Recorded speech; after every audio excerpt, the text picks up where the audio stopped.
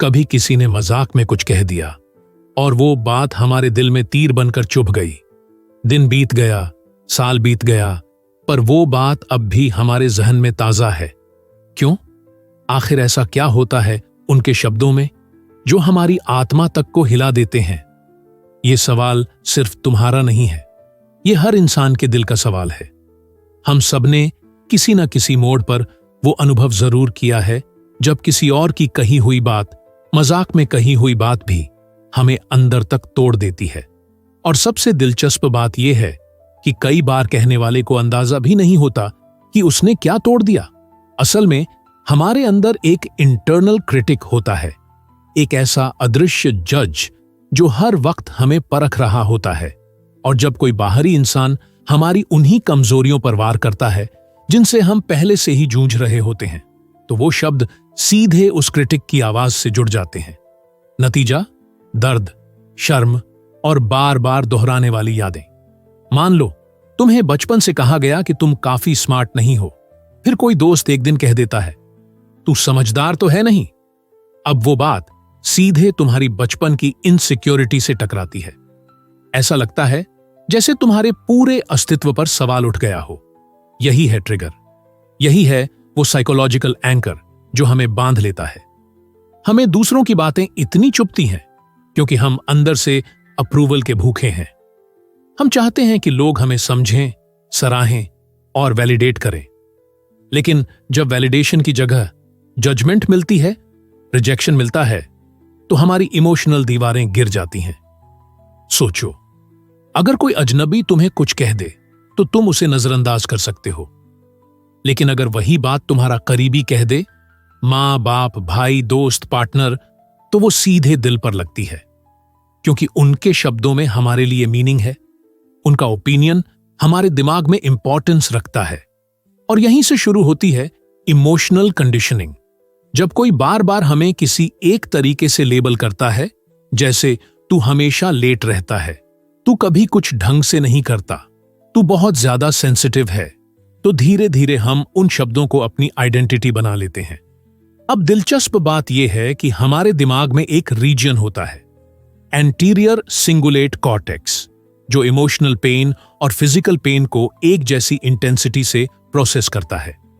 मतलब अगर कोई आपको थप्पड़ मारे या कोई आपकी बेइज्जती करे, दोनों का असर दिमाग में लगभग बराबर होता है। तभी तो कहा जाता है शब्द भी जख्म देते हैं। और ये साइंटिफिक ट्रूथ है। पर क्या हम हमेशा दूसरों की बातों से इतने प्रभावित होते रहेंगे?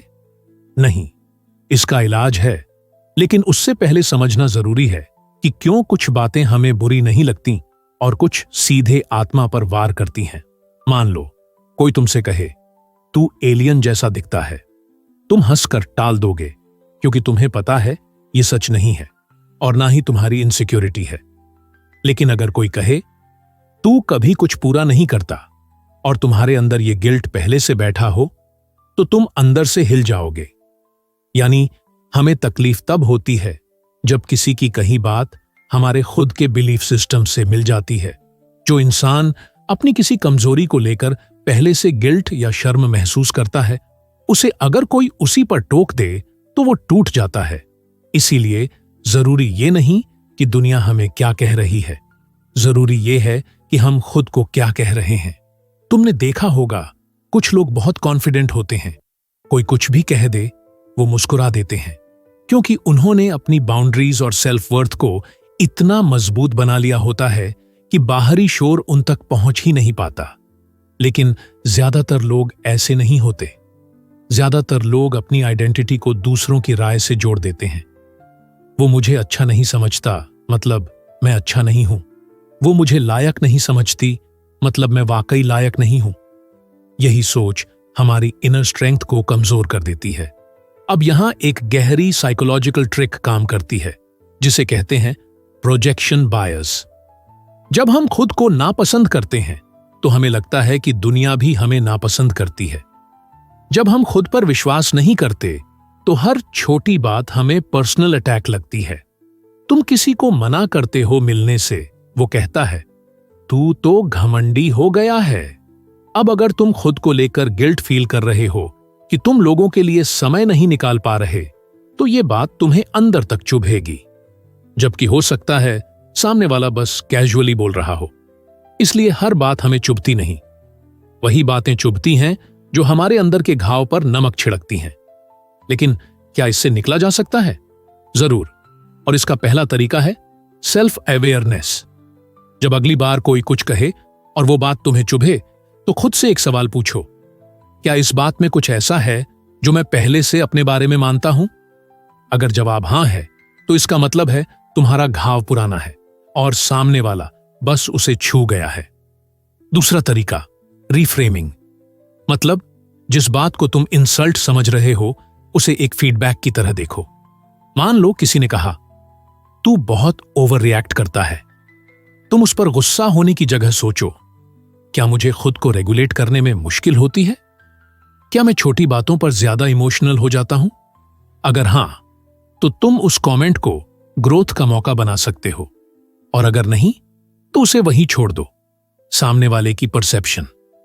असल सच्चाई यह है कि दूसरों की बात तब तक हमें चोट नहीं पहुंचा सकती जब तक हम उसे अंदर स्वीकार न कर लें।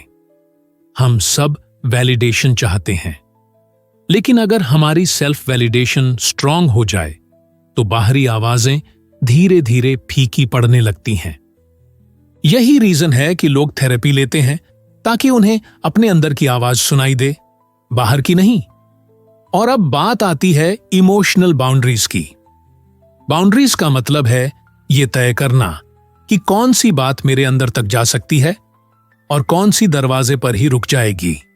तुम्हें हक है यह तय करने का कि कौन सी राय तुम्हारे लिए वैल्यूएबल है और कौन सी बस एक ओपिनियन है। लेकिन एक और बड़ा कारण है जिसकी वजह से दूसरों की बातें हमें चुभती हैं, और वो है सोशल कंपैरिजन। हम इंसान हैं और हमारा दिमाग हर वक्त तुलना करता रहता है। हमारे पास क्या है, उनके पास क्या है, हम कैसे दिखते हैं, वो कैसे दिखते हैं, हमारी जिंदगी कैसी है, उनकी कैसी है। और जब ये तुलना हमारी ही नजरों में हमें पीछे दिखाने लगती है, तो कोई भी छोटी सी बात जो उस कंपैरिजन को वैलिडेट करती है, वो हमें चुभ जाती है। मान लो तुम किसी चीज में बहुत मेहनत कर रहे हो, जैसे कोई लैंग्वेज सीख रहे हो या कोई नया बिजनेस शुरू किया है। तुम्हें इंटरनली डर है कि कहीं तुम फेल ना हो जाओ। अब कोई आकर कह देता है, तू इससे कुछ नहीं कर पाएगा। तुम तिलमिला जाते हो। क्यों? क्योंकि उसने वो कह दिया जो तुम्हारे दिमाग के किसी कोने में पहले से चल रहा था। उसने बस उस डर को आवाज दे दी, और बस तुम्हारे अंदर भावनाओं का विस्फोट हो गया। दूसरों की बातें इसलिए चुभती हैं क्योंकि वो हमारे अनजाने डर को, हमारी अनकही असुरक्षा को उजागर कर देती हैं। अब यहां एक और गहरी साइकोलॉजिकल प्रक्रिया काम करती है, जिसे कहते हैं नेगेटिविटी बायस।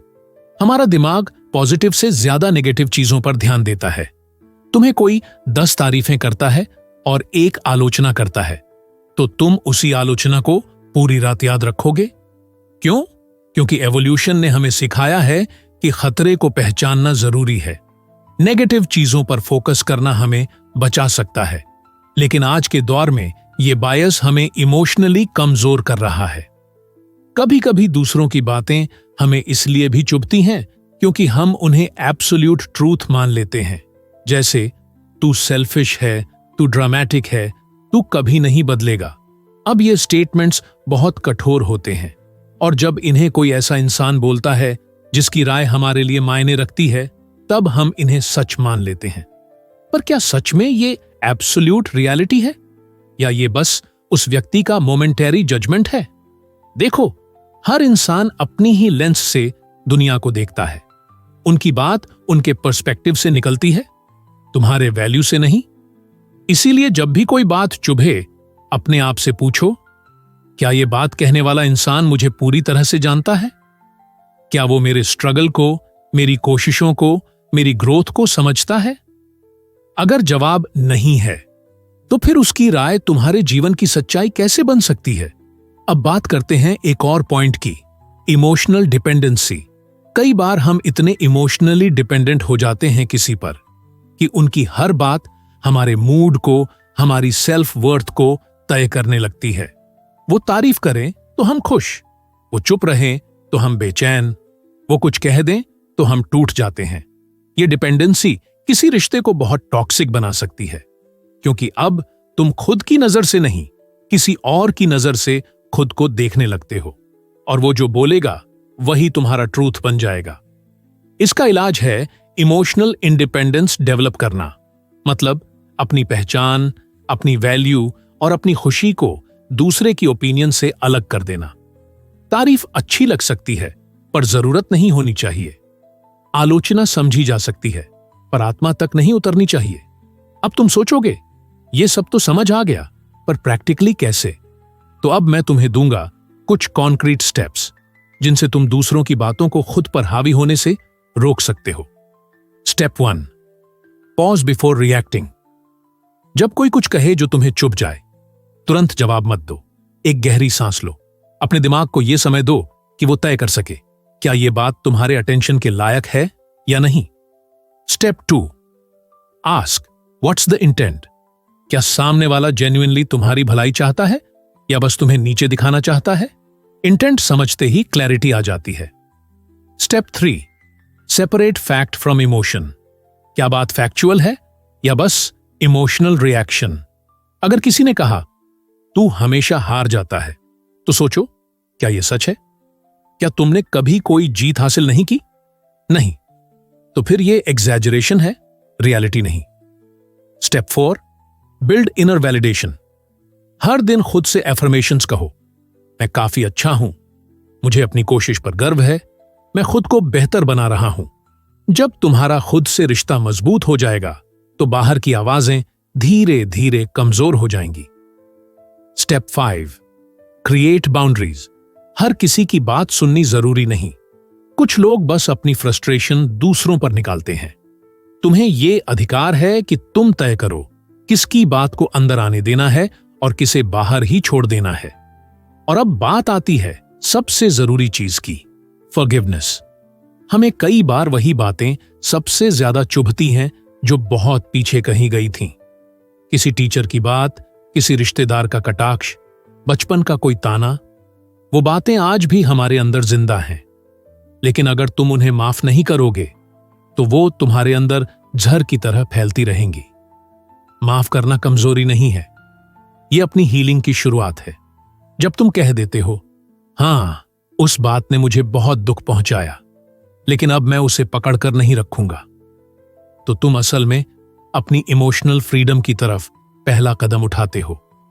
तो अगली बार जब किसी की कोई बात तुम्हें अंदर तक चुभ जाए तो खुद से भागो मत, खुद से सवाल करो, क्या वो शब्द वाकई तुम्हारी सच्चाई है या बस किसी और की समझ की सीमा?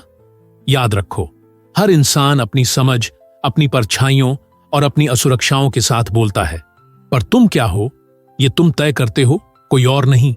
तुम वो नहीं हो जो दुनिया कहती है, तुम वो हो जो तुम हर दिन अपने लिए सोचते हो, महसूस करते हो और चुनते हो। दूसरों की बातें सिर्फ शब्द हैं, तुम्हारी चुप्पी, तुम्हारी समझ और तुम्हारी सहन शक्ति असली ताकत है। अब वक्त आ गया है उन जख्मों को भरने का, उन आवाजों को शांत करने का और खुद को खुद की नजरों में सबसे ऊपर रखने का, क्योंकि जब तुम खुद को समझने लगते हो तब दूसरों की बातें चुभती नहीं, सिखाती हैं। तो दोस्तों, अगर आपको इस वीडियो ने कुछ समझाया, कुछ झकझोरा, कुछ हील किया तो इसे लाइक जरूर करें, अपने किसी दोस्त के साथ शेयर करें। और अगर आप ऐसी ही डीप साइकोलॉजिकल बातों को और एक्सप्लोर करना चाहते हैं तो हमारे चैनल माइंड वेदा को सब्सक्राइब करना मत भूलिए। मिलते हैं अगली वीडियो में। धन्यवाद।